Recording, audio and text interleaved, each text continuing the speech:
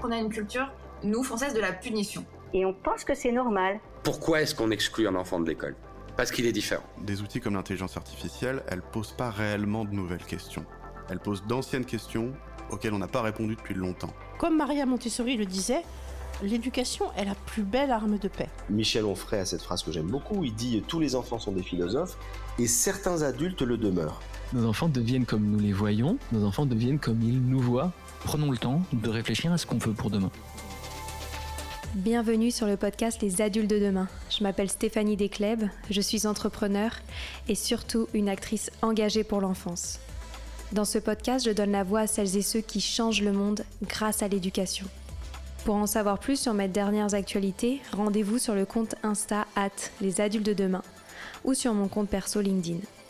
Pour retrouver un condensé des meilleurs moments du podcast, je vous laisse découvrir le livre « Offrir le meilleur aux enfants » aux éditions Hatier, que j'ai coécrit avec ma mère Sylvie Descleb, que vous entendrez beaucoup dans ce podcast.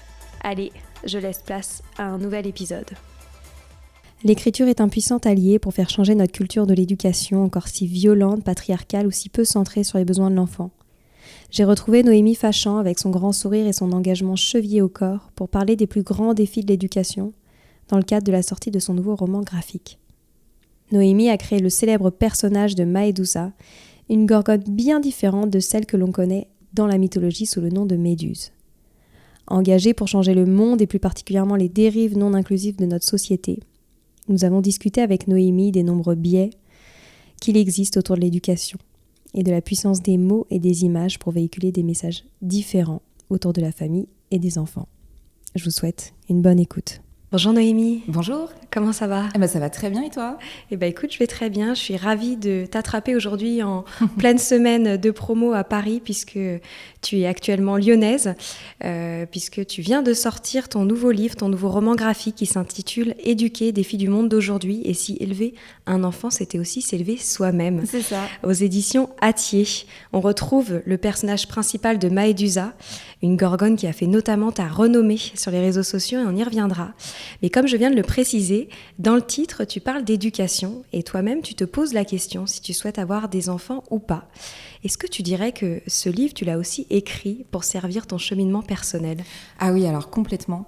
Alors déjà, il faut savoir que ce livre, c'est la continuation du tome 1 qui est paru l'an dernier chez Hatier, qui s'appelait « Maternité, miracles et malédictions », où mon personnage, Maedusa, arrivait dans le cabinet de la gorgonologue, moitié gynéco, moitié psy, avec tous ces serpents sur la tête, lui sifflant des choses complètement contradictoires par rapport au fait qu'elle allait avoir 40 ans et qu'elle ne sait toujours pas si vraiment elle a envie d'avoir des enfants ou si c'est le résultat d'un formatage social depuis l'enfance. Et en même temps, elle a peur de regretter de ne pas en avoir, mais elle a aussi peur de regretter de sauter le pas et de devenir maman. Et en fait, voilà, c'était le reflet de toutes mes contradictions internes par rapport à la maternité. Et c'était aussi, bien sûr, l'occasion d'ouvrir d'ouvrir la porte aux autres gorgones et aux autres gorgons qui arrivaient avec leurs propres dilemmes, leurs propres questionnements par rapport à la parentalité. Des gorgons queer, des mamans lesbiennes, une maman handicapée, enfin voilà, des personnes qui avaient des sujets par rapport à la parentalité. Et donc là, dans Éduquer des filles du monde d'aujourd'hui, si tu veux, je poursuis un petit peu le questionnement parce qu'au-delà de devenir parent ou pas, il y a aussi la question de « et si j'ai un enfant ?» il y a tout un tas de questions en termes d'éducation qui m'assaillent très vite. Donc voilà, on en reparlera, mais par exemple, je ne sais pas, est-ce que j'assigne un genre à mon enfant ou pas ? Est-ce que je suis en mesure d'éviter de donner une éducation genrée à mon garçon ou à ma fille ? Enfin voilà, il y a énormément de questions qui me taraudent. Et donc oui, c'est complètement un cheminement personnel. Et on y reviendra justement sur toutes ces questions autour d'une nouvelle parentalité. Donc comme je disais, tu prends la parole sur les réseaux sociaux et notamment sur Instagram à travers ce personnage féroce et en même temps très engagé de Maedusa. Donc comme je disais, c'est un personnage de gorgone coiffé de serpent. Alors tu y reviendras parce que c'est un personnage mythologique. Et d'ailleurs, j'aimerais comprendre pourquoi est-ce que tu as choisi ce personnage mythologique de Méduse ? Qu'est-ce qui t'a donné envie de traiter de cette thématique avec ce personnage qu'on connaît tous très bien ? Oui, alors mon histoire avec la figure de Méduse, en fait, elle commence dans l'enfance. Je pense que comme beaucoup d'enfants, j'ai toujours un peu connu la figure de la Gorgone, donc cette femme coiffée de serpent, et on me l'avait toujours présentée comme un monstre. Et puis, tu sais, à l'adolescence, au moment où en cours d'histoire géo, on parcourt un petit peu l'Antiquité gréco-latine et on parle un petit peu de mythologie, j'ai l'occasion de découvrir le récit de Méduse selon Ovide, c'est la version un peu consacrée qu'on apprend au collège. Et là, je découvre que la narration est hyper injuste envers la figure de Méduse, parce que donc Méduse, c'est une victime de viol dans l'histoire. Elle est transformée par Athéna, dans la version d'Ovide, en cette créature coiffée de serpent et avec le fameux regard pétrifiant. Elle va donc se réfugier dans une grotte loin du monde avec ses sœurs, les Gorgones, qui sont immortelles, qui ne craignent pas son regard. Et puis, elle subit les attaques de différents héros qui essayent de s'introduire dans sa grotte pour la tuer, jusqu'à ce que Persée, le grand héros grec, y arrive. Et donc voilà, elle finit décapitée. On applaudit Persée. La narration, en fait, nous fait nous identifier aux héros de l'histoire. En fait, je relis et je fais, mais à aucun moment, Méduse ne s'est emparée de son pouvoir pétrifiant pour, je sais pas, prendre le pouvoir ou terroriser la population. Elle n'a littéralement rien fait de mal. Le monstre, c'est pas elle. Le monstre, c'est Poséidon, le violeur, ou bien le monstre, c'est Persée, le tueur de femmes, hein, l'auteur de féminicide à la fin. À la limite, c'est Athéna qui, dans la version d'Ovide, a vraiment un rôle extrêmement non sorore et qui est odieuse, mais c'est pas Méduse. Méduse n'a rien fait de mal. Méduse est transformée en monstre, Méduse est stigmatisée, Méduse est assassinée. Donc j'ai été très en colère comme à l'adolescence contre non seulement cette histoire. J'avais l'impression d'avoir été trompée, en fait, d'avoir traité de monstre quelqu'un qui l'était pas, et puis tous les adultes autour de moi semblait considérer que c'était complètement normal que Méduse soit perçue comme un monstre. Donc voilà, j'ai continué ma vie. Et bien des années plus tard, en 2020 précisément, tu sais, au moment du confinement, où j'ai dû, comme pas mal de personnes, faire le point sur ma vie, mes envies, ce que j'avais envie de faire, et où je me suis enfin donné le temps de m'essayer un petit peu à la bande dessinée, moi qui avais toujours écrit, toujours dessiné, mais jamais de manière professionnelle et jamais ensemble. Et bien voilà, cette figure de Gorgone d'aujourd'hui, qui viendrait porter mon propos féministe, elle s'est imposée comme ça. Alors il faut savoir que finalement c'est pas si original que ça. Je me suis rendu compte que la figure de Méduse la Gorgone, les féministes l'adorent parce qu'elle a souvent été représentée comme une femme en colère, et c'est déjà un peu révolutionnaire parce que, comme tu le sais, nous les femmes, quand on est en colère, on est hystérique. La colère, c'est un peu la chasse gardée, c'est la seule émotion auquel les hommes ont droit, donc c'est une émotion vraiment qui est estampillée masculine. Donc l'image d'une femme en colère, elle est souvent utilisée, les figures de la Gorgone en manif par exemple féministe. Dans l'art du tatouage aussi, on va souvent retrouver la figure de Méduse avec, tu sais, Petrified the Patriarchy, donc pétrifiant le patriarcat. Donc voilà, il y a vraiment un lien entre la figure de Méduse et les mouvements féministes modernes. Et donc moi, en fait, j'ai brodé tout un univers autour de Maëdusa Gorgone d'aujourd'hui. Donc il y a Maëdusa, qui est un peu mon avatar, mais il y a aussi les autres Gorgones et Gorgons. En fait, dans mon univers, les personnes coiffées de serpents, ce sont les personnes aux prises avec le sexisme. Les personnes sexisées, donc ce sont les femmes bien sûr, mais aussi les personnes LGBTQIA+, au sens large. Et souvent, Maëdusa se retrouve face à un Persée quelque chose, donc ça va être Persée quelque chose qui rime, donc n'importe quoi, Persée François, enfin voilà, c'est Persée quelque chose. Et en fait, ce sont les mecs qui nous disent des trucs un peu relous, anti-féministes, ou qui essayent de torpiller nos prises de parole féministes et qu'elle remet à leur place.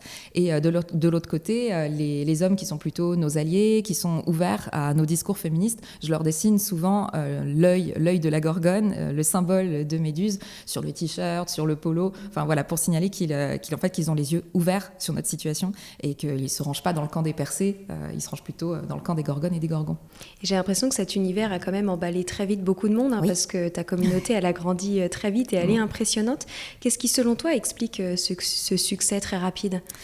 Il y a plein de choses. Il y a pas mal de personnes finalement qui sont fans du style graphique, qui aiment bien vraiment le côté pastel de mon compte, qui s'amusent avec les Gorgones, avec les Persées. Et puis, tout simplement parce que tous ces sujets-là, féministes, ils sont assez universels. Il y a évidemment beaucoup de femmes qui se sont retrouvées, sans surprise, mais en termes de stats sur Instagram, je m'aperçois que 90% de mon audience est féminine et que, selon les déclarations des uns et des autres, il n'y aurait que 10% 90% d'hommes qui me suivent.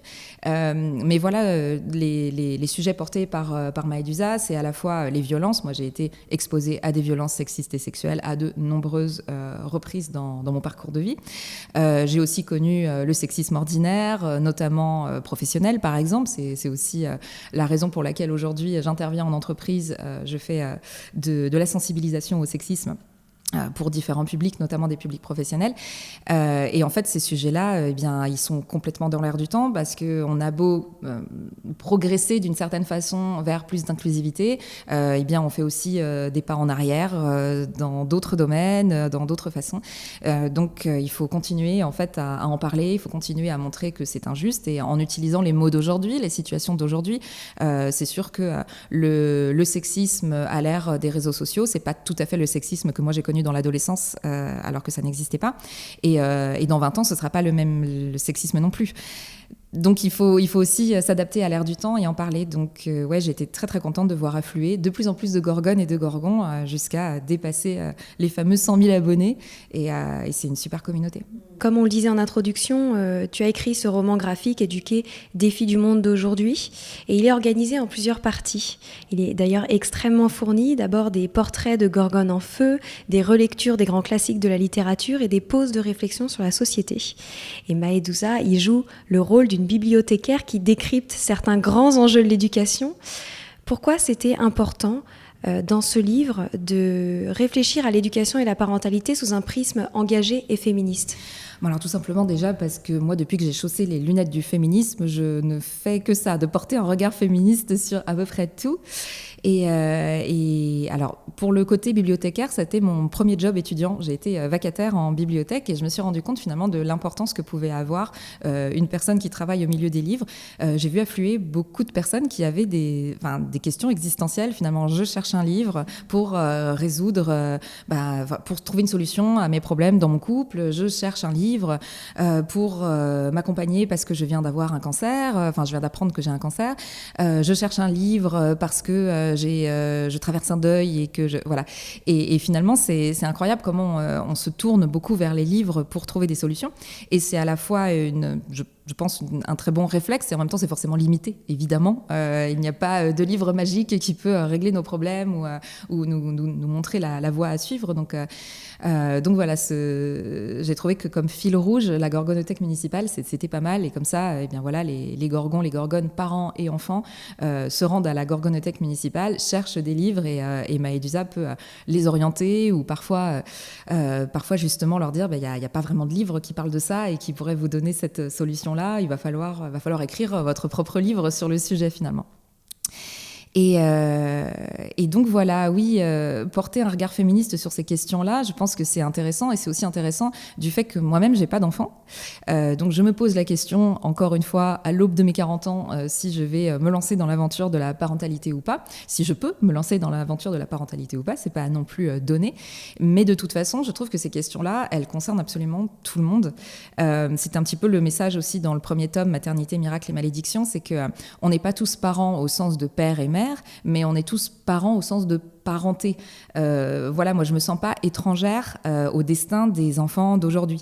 J'ai une filleule, bien sûr, mais aussi les enfants des inconnus ne me sont pas complètement étrangers. Notamment sur les questions de climat, par exemple.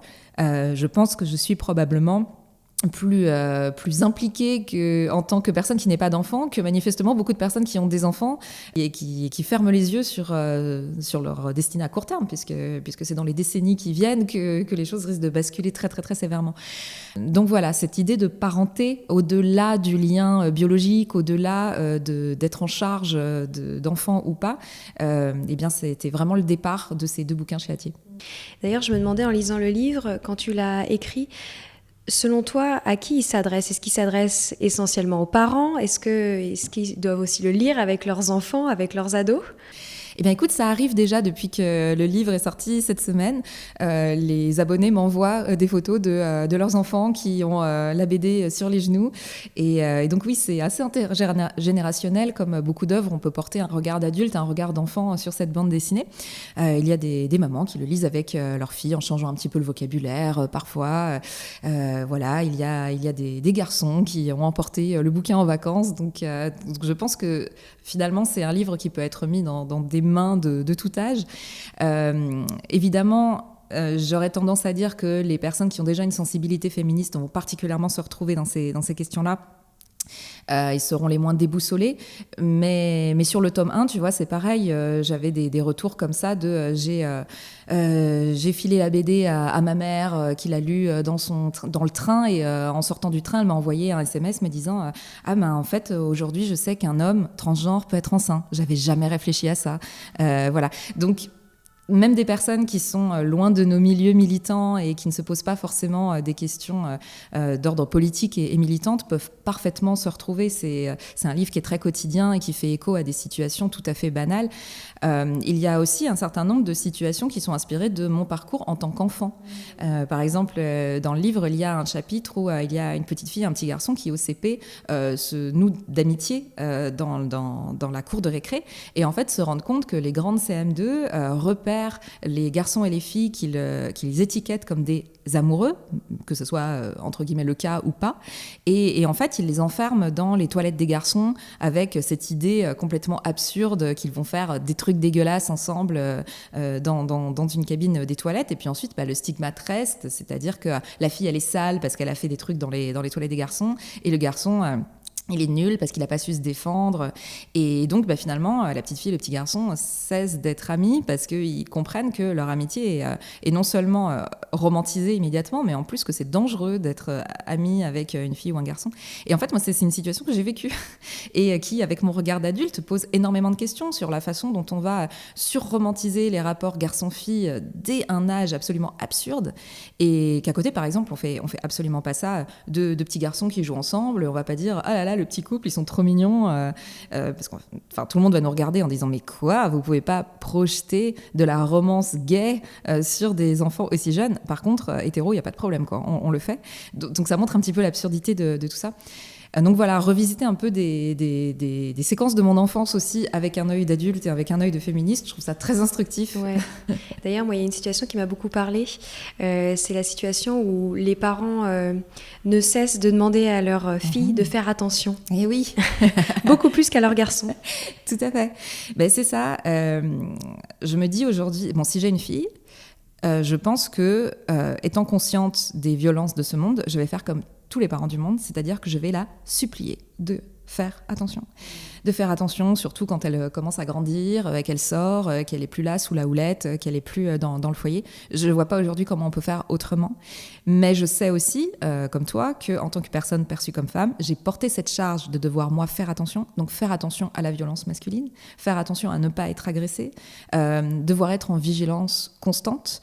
Et si jamais il m'arrive quelque chose, on va tout de suite critiquer, mais il ne fallait pas être seule à ce moment-là, il ne fallait pas être seule dans tel endroit. Mais je n'étais pas forcément seule, d'ailleurs. Oui, mais il ne fallait pas être avec 2 copines, il fallait être avec 5 copines, il fallait avec 12 copines, et de toute façon, il ne fallait pas être là. Voilà. Donc, en fait, cette culpabilisation très facile qu'on a des victimes, finalement, se faire attention, il s'inscrit là-dedans. Et en même temps, je suis parfaitement consciente qu'on ne peut pas s'en extraire. Donc oui, cette ado, elle se rebelle contre, en l'occurrence, ses mamans qui lui disent de faire attention et qui disent, moi, ce que j'aimerais, c'est surtout qu'on dise à mon cousin, quand il part en soirée, de faire attention à ne pas agresser, de faire attention à respecter le consentement, de faire attention à ce que l'alcool, la fête, l'ivresse, les hormones, name it, ne crée pas cette situation où les garçons se permettent d'outrepasser le consentement, d'objectiver les filles, réifier, comme on dit en bon français, et puis de dépasser les limites. Et encore aujourd'hui, je me rends compte que ce discours, parfois il est bien reçu en disant oui, c'est vrai, on devrait davantage finalement mettre la pression aussi sur les garçons pour que surtout ils fassent attention à ne pas agresser. Et en même temps, il y a beaucoup de résistance. C'est-à-dire que non, mais c'est n'importe quoi. Donc tu considères que tous les garçons sont des agresseurs potentiels. En fait, dans cette société, oui, bien sûr. Oui. J'en suis navrée, j'aimerais que ce soit à l'inverse, mais les garçons dans une société patriarcale qui les pousse à outrepasser le consentement des femmes bien plus qu'à le respecter, sont des agresseurs potentiels. Donc il n'y a aucune raison de dire aux victimes de faire l'impossible et de ne pas demander aux agresseurs potentiels d'empêcher de franchir cette ligne. C'est un drame pour tout le monde. Quand un gamin qu'on adore, quand son fils, quand son neveu, quand son frère, quand un gamin qui, bien entendu, par ailleurs, a de super qualités, franchit cette ligne et devient un agresseur, c'est évidemment, avant toute chose, un drame pour la victime. Mais moi, je me dis qu'en tant que mère d'un garçon, ça me détruirait aussi, quoi, au passage. Ce serait très compliqué pour moi de gérer ça. Donc changeons les choses, quoi. Donc tu en mentionnes évidemment bien d'autres, des injonctions contradictoires liées à l'éducation des enfants. Est-ce que tu pourrais nous en citer peut-être d'autres pour toujours créer du teasing autour de ce roman graphique que j'ai absolument adoré? Et surtout, comment est-ce que ces injonctions viennent influencer notre façon de voir l'éducation?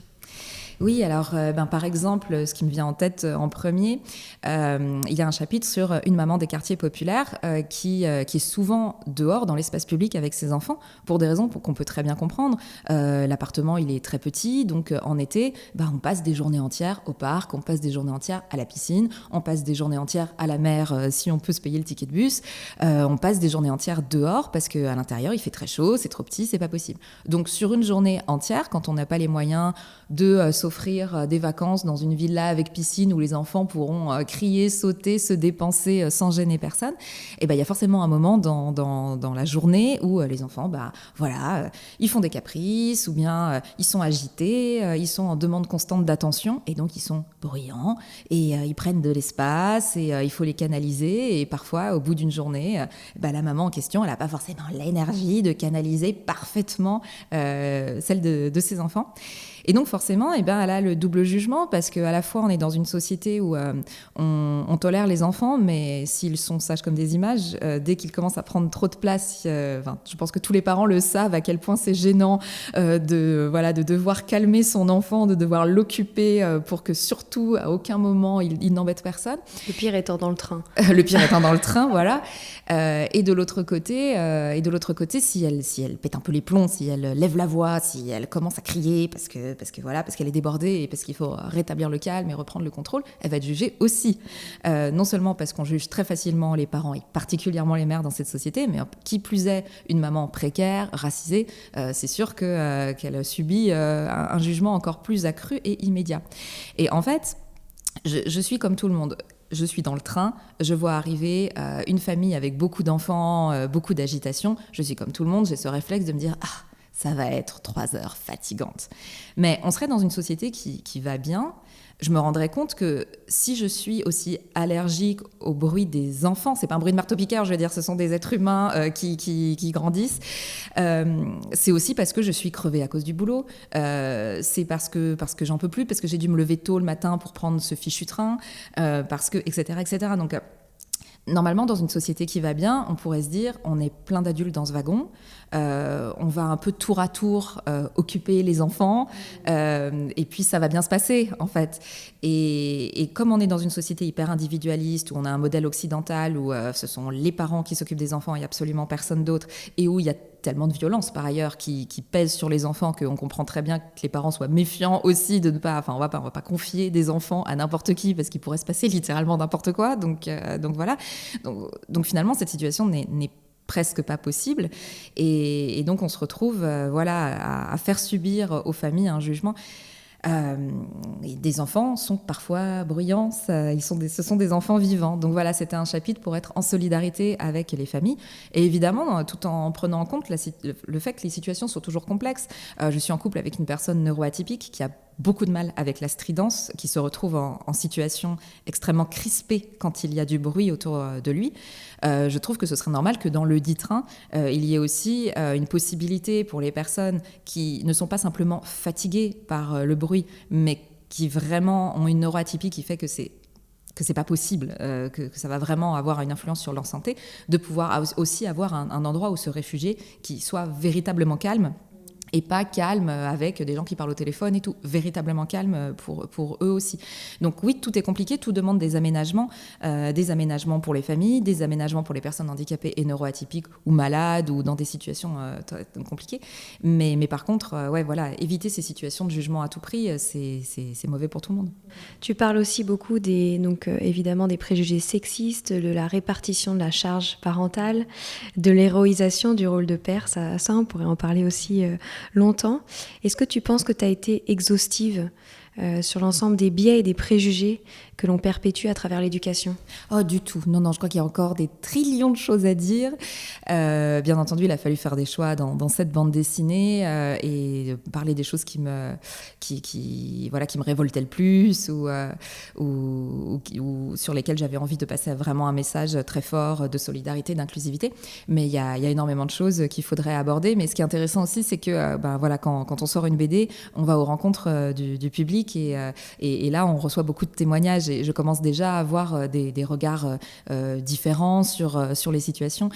Donc il y a plein de choses dont je voudrais parler. Je voudrais parler des personnes qui font le choix d'avoir un enfant et pas plus et qui ont cette fameuse injonction à en faire un deuxième, si possible, de genre différent, pour bien faire les choses. D'ailleurs, à ce sujet, c'est drôle, j'ai vécu une situation récemment où on disait que souvent, tu sais, quand tu achètes par exemple des tickets de groupe famille, tu es considéré comme une famille qu'à partir du moment où tu as 2 enfants. Oui. Et que déjà ça représente une injonction qu'en effet, tu deviens une réelle famille, qu'à partir d'un moment, en fait, tu n'as plus de 2 enfants. Tout à fait. Il y a aussi des sujets en soi plus politiques, mais qui ont évidemment des implications hyper intimes et concrètes. Tu te rappelles que l'an dernier, notre président de la République nous avait dit qu'il fallait réarmer démographiquement la France. Donc, ce sont aussi des sujets. Dans le premier tome, j'avais traité un petit peu de l'IVG, l'interruption de grossesse, autour de 2 filles assez jeunes, avant leur vingtaine, l'une décidant de garder l'enfant à un âge très jeune et l'autre décidant de faire une IVG parce que justement très jeune, et de voir qu'elles subissaient toutes les deux finalement un stigmate, quoi. Le problème, c'était d'être tombée enceinte jeune, quoi, finalement, quel que soit ce qu'on fait derrière. Et donc j'aimerais aussi reparler de l'IVG différemment. Hors de cette contrainte de l'âge, je veux dire. Et donc voilà, et justement aussi, moi, du coup, je vais avoir 40 ans. Si jamais je deviens maman, ce sera relativement tard. Et donc, je voudrais aussi m'intéresser aux personnes qui font des enfants tard, que ce soit quelque chose de plus ou moins choisi ou quelque chose qui arrive finalement de façon pas contrôlée, parce qu'il y a aussi un stigmate par rapport à ça. Donc voilà, il y a tellement de sujets autour de la parentalité, autour de l'éducation, et il y en a certainement que j'ai pas encore dans le viseur. Et en dialoguant avec les Gorgones et les Gorgons, je vais certainement avoir plein d'idées. C'est certain. Il y a aussi une partie que j'aime beaucoup dans cet ouvrage, c'est tous les classiques que tu viens revisiter. Donc on y trouve notamment Fantomette, Les Malheurs de Sophie, donc des classiques que l'on lit déjà à l'âge adolescent. Comment est-ce que tu as sélectionné ces histoires et pourquoi tu as décidé d'intégrer cette partie-là à ton ouvrage ? Alors moi, les livres ont une grande importance dans mon éducation parce que je suis la fille d'une maman qui est prof de français au collège, donc il y avait des bouquins jeunesse partout dans la maison. Et mon père, lui, il a travaillé dans l'imprimerie, donc c'est pareil. Voilà, l'encre et le papier, c'est un peu mon berceau. Et j'étais une intello qui vivait dans ces bouquins. Ces classiques-là, ils ont particulièrement marqué ma jeunesse et en fait, en portant un regard d'aujourd'hui sur ces lectures d'autrefois, je me suis rendu compte que ça avait aussi quelque part un peu forgé une grande partie de mon rapport, notamment à la féminité, les 4 filles du docteur March, etc. Enfin, j'ai appris en lisant ces livres qu'il était attendu de nous une certaine attitude et qu'en même temps, on était dans la mission impossible de devoir aussi gagner sa vie, de devoir, enfin voilà, et qu'on était forcément en contradiction par rapport à ces injonctions à la féminité, à ces doubles injonctions, à ces triples injonctions. Et donc, par exemple, oui, Fantomette, moi j'étais très très fan de Fantomette, et arrivée à l'âge adulte, je me suis rendu compte que c'était intéressant quand même, Fantomette, parce que, bon, alors l'auteur, c'est un homme qui n'est pas particulièrement féministe, mais le fait est que de jour, Fantomette s'appelle Françoise, c'est une petite fille sage et sans histoire qui a de bonnes notes, mais elle est accompagnée de 2 autres filles qui finalement sont traitées de façon assez cruelle par l'auteur, parce qu'il y a Ficelle, la grande bringue, qui est bête. donc c'est une fille stupide. Et il y a Boulotte, la petite grosse, qui est donc traitée de manière ridicule parce qu'elle est grosse. Donc on a beaucoup de préjugés sur la féminité et d'injonctions qui pèsent sur la féminité. Et Françoise, au milieu, elle est ennuyeuse et sans histoire. Mais ça, c'est la journée. Et la nuit, eh bien, Françoise, c'est Fantomette. Et là, d'un seul coup, eh bien, c'est une héroïne qui combat des malfaiteurs qui sont tous des hommes adultes avec de grands moyens, qui font des bases secrètes dans la montagne, qui, j'en sais rien, enfin bon, voilà, qui ont vraiment de gros moyens de nuisance, en fait. Et elle, toute seule, avec sa broche, avec deux, trois petits accessoires comme ça, rigolos. C'est vraiment James Bond do it yourself, si tu veux. Eh bien, elle parvient à les faire arrêter, à les livrer à la police. Et la police, c'est pareil, ils sont complètement incompétents. Et donc, voilà, j'ai grandi avec cette idée que la féminité, c'est très contradictoire. Et puis, avec un regard d'aujourd'hui, je me rends compte que Fantomette, c'est quasiment une figure queer aussi, du fait de la fluidité de genre. Et donc, voilà, j'ai fait un petit peu le lien avec toute cette réflexion sur le genre aussi. Est-ce que ça donne pas envie de faire un livre complètement dédié au fait de revisiter toutes ces histoires pour les enfants Ah, mais j'adore, signez-moi. Ben, on te le souhaite. Si, pour mes auditeurs qui sont particulièrement intéressés par ces questions évidemment d'éducation, de féminisme, d'inclusion, s'ils devaient retenir peut-être 1, 2, 3 points pour faire de leur parentalité une parentalité voilà, plus féministe, plus ouverte, qu'est-ce que tu retiendrais ? Je dirais que, alors évidemment, tu l'as compris, ce livre, c'est tout sauf un manuel d'éducation avec des conseils, avec voilà, quelques astuces pour rendre les choses plus simples. En fait, c'est comme le premier tome, c'est un livre qui soulève beaucoup plus de questions qu'il n'apporte de réponses. Mais le but, c'est que on se sorte de là en se sentant moins seul, en disant « Ok, c'est pas moi qui défaille, c'est pas moi qui suis nulle, c'est pas moi qui n'y arrive pas. » Vraiment, on est très nombreux à avoir ce genre de problèmes parce que ce sont des problèmes systémiques, ce sont des problèmes sociétaux.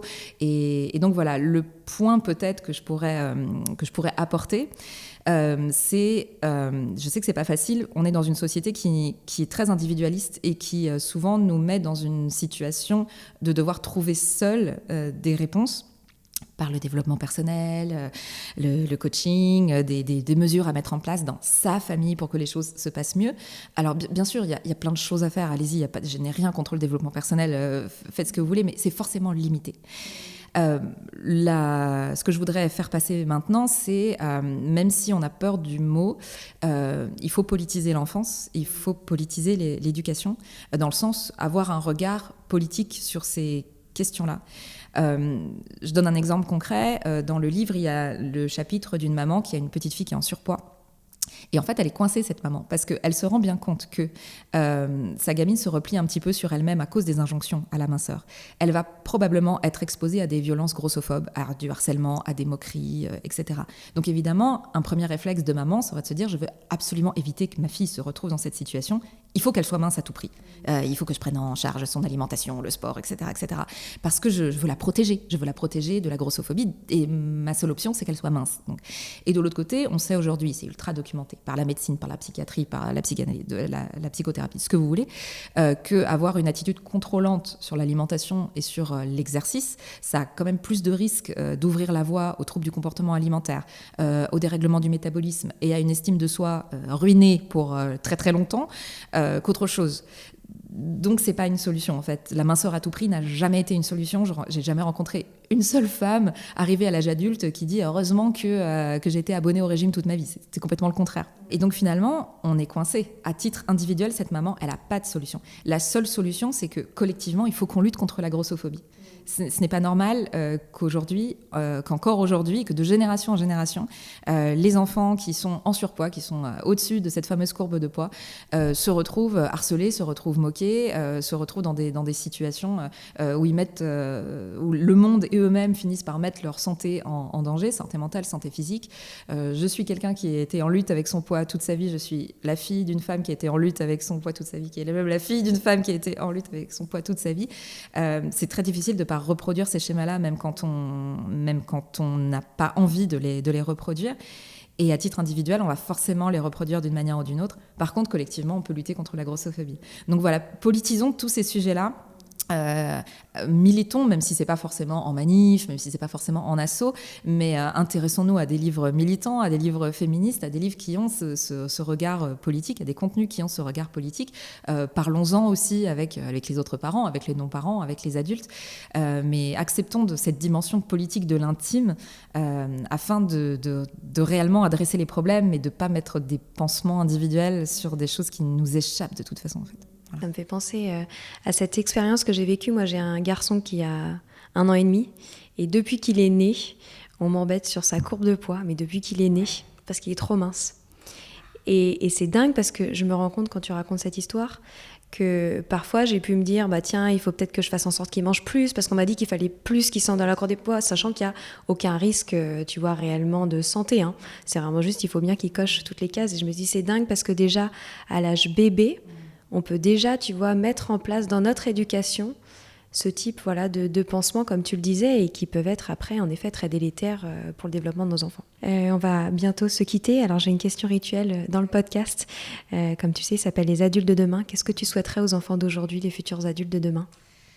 Voilà, déjà, je leur souhaite que nous prenions enfin en charge correctement cette question climatique. Là, on est vraiment au-delà de toute question. Il s'agit juste de préserver un environnement qui soit vivable pour l'espèce humaine. On en est quand même là, les amis, on en est là. Donc, ce que je souhaite aux enfants d'aujourd'hui, c'est que les adultes d'aujourd'hui se mobilisent massivement et reprennent le pouvoir sur cette question-là, parce que voilà, il en va de leur existence et ce serait quand même immonde de faire partie des multiples générations qui se sont succédées, qui ont tout gâché pour eux. Voilà. Allez, on se bat. On se bat. Et on continue ce combat en lisant ton roman graphique. Je rappelle, il s'appelle Éduquer, défis du monde d'aujourd'hui. Et si élever un enfant, c'est aussi s'élever soi-même, aux éditions Hatier, à retrouver en librairie. N'hésitez pas à le demander. S'il n'est pas disponible, ça aide aussi à faire vivre ce travail d'auteur que j'admire beaucoup. Merci à toi, vraiment. À très bientôt. Merci infiniment d'avoir écouté cet épisode. J'aimerais prendre le temps de remercier tous ceux qui s'abonnent à la chaîne du podcast, qui laissent des avis et des notes sur Apple Podcast ou Spotify. Ça paraît rien, mais ça fait toute la différence pour faire connaître notre travail qui est complètement indépendant. Pour me retrouver, je vous rappelle que vous pouvez aller sur le compte Instagram des Adultes de Demain ou sur mon compte LinkedIn perso. N'hésitez pas à me partager vos retours sur cet épisode ou sur le podcast en général, ça fait tellement du bien de vous lire. Je vous dis à très bientôt pour un nouvel épisode.